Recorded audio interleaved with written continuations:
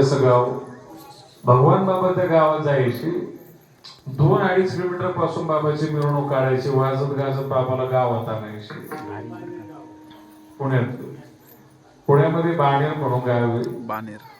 आता गाव नाही राहिलं का तरी सिटी झाली सांगितली तर बाबा त्या काळात जायचे 2-3 किलोमीटर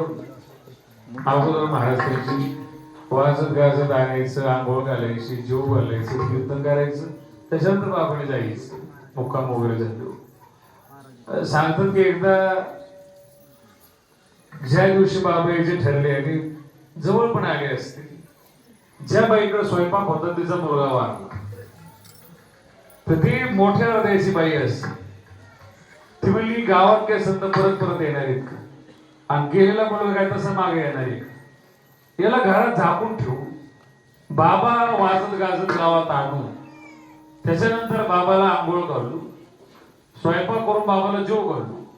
बाबाचं कीर्तन झालं बाबा जातील आणि त्याच्यानंतर मग आपण मुलाचा विधी करू म्हणल्याप्रमाणे गेले बाबाला वाजत गाजत आणलं बाबाला आंघोळ घातली इथपर्यंत ठीक होतं बाबाला जेव घालण्यासाठी बाबाला बसवलं पंक्ती बसल्या बाबाला 5-50 माणसं बाबा सोबत असणार ते बसल्या बाबा ती बाई वाढायला आली नेमकी आणि तेवढ्या घाईमध्ये बाबा तिला म्हणले अरे बाई तुमचा मुलगा पुढे दिसत नाही पोरगा पुढे तर काय ते संबंध असल्यामुळे बाबा सहज बोलून गेले होते ते शब्द ऐकल्याबरोबर तिला दम निघला नाही तिला हुंका आवडला नाही तिच्या हातामध्ये जे काही होतं वरण्याची कॅन वगैरे असेल तशीच खाली पडली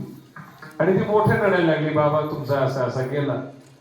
बाबा म्हणले काही बघ आपलं बोल नको रडू नकोस झोपला असतं ना आत्मी जमले नाटक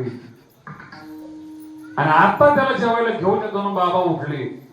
ते पोरग मरून पडलेलं होतं त्याच्या अंगावर चादर टाकली होती बाबा गेले चादर काढली आणि एक थाप टाकली महाराज जसं झोपलेल्या पोरनं उठून बसावं असं मृत झालेलं पोरग उठून जेवणाला ताटावर बसलं याला भगवान बाबा